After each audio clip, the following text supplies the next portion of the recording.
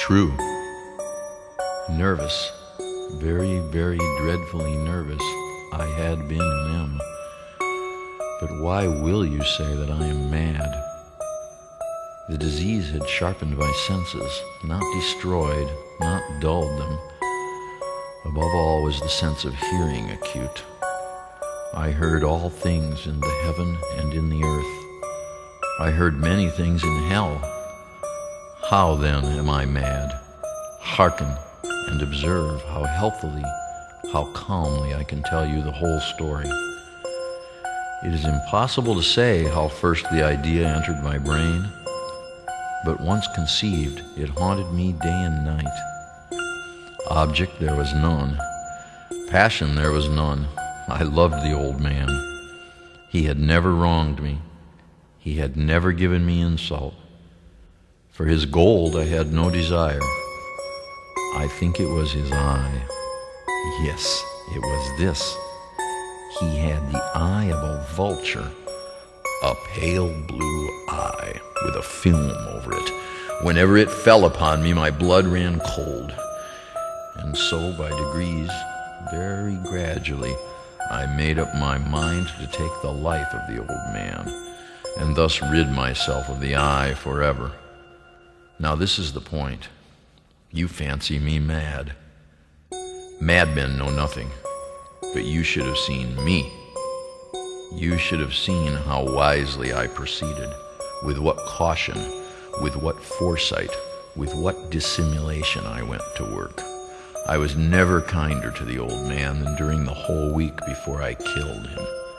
And every night, about midnight, I turned the latch of his door and opened it, oh so gently. And then, when I had made an opening sufficient for my head, I put in a dark lantern, all closed so that no light shone out, and then I thrust in my head. Oh, you would have laughed to see how cunningly I thrust it in. I moved it slowly, very, very slowly, so that I might not disturb the old man's sleep.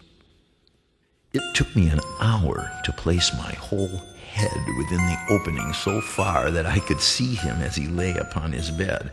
Ha! Would a madman have been so wise as this? And then, when my head was well in the room, I undid the lantern cautiously, oh so cautiously, for the hinges creaked. I undid it just so much that a single thin ray fell upon the vulture eye. And this I did for 7 long nights, every night just at midnight, but I found the eye always closed, and so it was impossible to do the work, for it was not the old man who vexed me, but his evil eye. And every morning when the day broke, I went boldly into the chamber and spoke courageously to him, calling him by name in a hearty tone and inquiring how he had passed the night. So you see, he would have been a very profound old man indeed to suspect that every night, just at 12, I looked in upon him while he slept. Upon the 8th night, I was more than usually cautious in opening the door. A watch's minute hand moves more quickly than did mine. Never before that night had I felt the extent of my own powers, of my sagacity. I could scarcely contain my feelings of triumph. To think that there I was, opening the door little by little, and he not even to dream of my secret deeds or thoughts. I fairly chuckled at the idea, and perhaps he heard me, for he moved on the bed suddenly as if startled. Now you may think that I drew back, but no. His room was as black as pitch with the thick darkness, for the shutters were close fastened through fear of robbers. And so I knew that he could not see the opening of the door, and I kept pushing it on steadily. I had my head in, and was about to open the lantern when my thumb slipped upon the tin fastening, and the old man sprang up in bed, crying out, "Who's there?" I kept quite still and said nothing. For a whole hour I did not move a muscle, and in the meantime I did not hear him lie down. He was still sitting up in the bed, listening, just as I have done night after night, hearkening to the death watches in the wall. Presently I heard a slight groan, and I knew it was the groan of mortal terror. It was not a groan of pain or of grief, oh no. It was the low, stifled sound that arises from the bottom of the soul when overcharged with awe. I knew the sound well. Many a night, just at midnight, when all the world slept, it has welled up from my own bosom, deepening with its dreadful echo the terrors that distracted me. I say I knew it well. I knew what the old man felt and pitied him, although I chuckled at heart. I knew that he had been lying awake ever since the first slight noise, when he had turned in the bed. His fears had been ever since growing upon him. He had been trying to fancy them causeless, but could not. He had been saying to himself, "It is nothing but the wind in the chimney. It is only a mouse crossing the floor." Or, "It is merely a cricket which has made a single chirp." Yes, he had been trying to comfort himself with these suppositions, but he had found all in vain, because death, in approaching him, had stalked with his black shadow before him and enveloped the victim. And it was the mournful influence of the unperceived shadow that caused him to feel, although he neither saw nor heard, to feel the presence of my head within the room.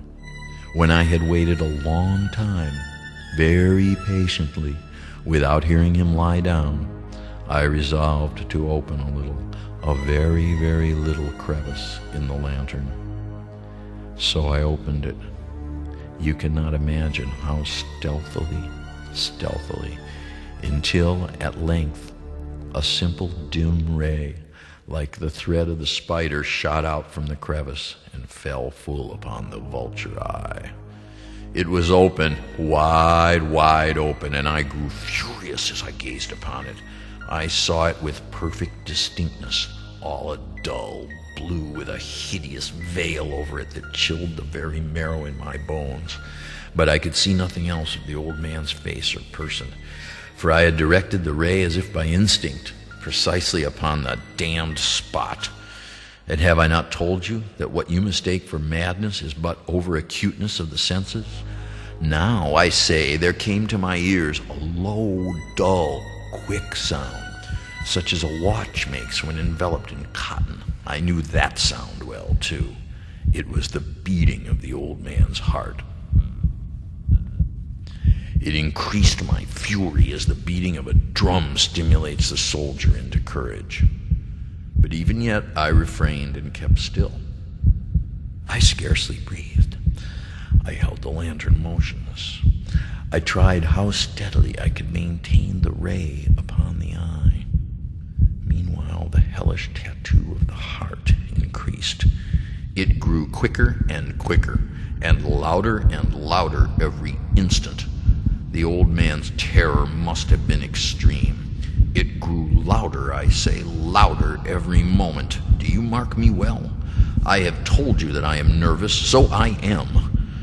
And now, at the dead hour of the night, amid the dreadful silence of that old house, so strange a noise as this excited me to uncontrollable terror. Yet for some minutes longer I refrained and stood still. But the beating grew louder. I thought the heart must burst. And now a new anxiety seized me. The sound would be heard by a neighbor. The old man's hour had come. With a loud yell, I threw open the lantern and leaped into the room. He shrieked once only. In an instant, I dragged him to the floor and pulled the heavy bed over him. I then smiled gaily to find the deed so far done. But for many minutes, the heart beat on with a muffled sound. This, however, did not vex me. It would not be heard through the wall. At length it ceased. The old man was dead. I removed the bed and examined the corpse. Yes, he was stone dead. I placed my hand upon the heart and held it there many minutes. There was no pulsation. He was stone dead. His eye would trouble me no more. If still you think me mad, you will think so no longer when I describe the wise precautions I took for the concealment of the body. The night waned, and I worked hastily, but in silence. First of all, I dismembered the corpse. I cut off the head and the arms and the legs. I then took up 3 planks from the flooring of the chamber and deposited all between the scantlings. I then replaced the boards so cleverly, so cunningly, that no human eye, not even his, could have detected anything wrong. There was nothing to wash out, no stain of any kind, no blood spot whatever. I had been too wary for that. A tub had caught all. Ha ha. When I had made an end of these labors, it was 4 o'clock, still dark as midnight. As the bell sounded the hour, there came a knocking at the street door. I went down to open it with a light heart, for what had I now to fear? There entered 3 men, who introduced themselves with perfect suavity as officers of the police. A shriek had been heard by a neighbor during the night. Suspicion of foul play had been aroused. Information had been lodged at the police office, and they, the officers, had been deputed to search the premises. I smiled, for what had I to fear? I bade the gentleman welcome. The shriek, I said, was my own in a dream. The old man I mentioned was absent in the country. I took my visitors all over the house. I bade them search well. I led them at length to his chamber. I showed them his treasures, secure, undisturbed. In the enthusiasm of my confidence, I brought chairs into the room and desired them here to rest from their fatigues, while I myself, in the wild audacity of my perfect triumph, placed my own seat upon the very spot beneath which reposed the corpse of the victim. The officers were satisfied. My manner had convinced them. I was singularly at ease. They sat, and while I answered cheerily, they chatted of familiar things. But ere long I felt myself getting pale and wished them gone. My head ached, and I fancied a ringing in my ears, but still they sat and still chatted.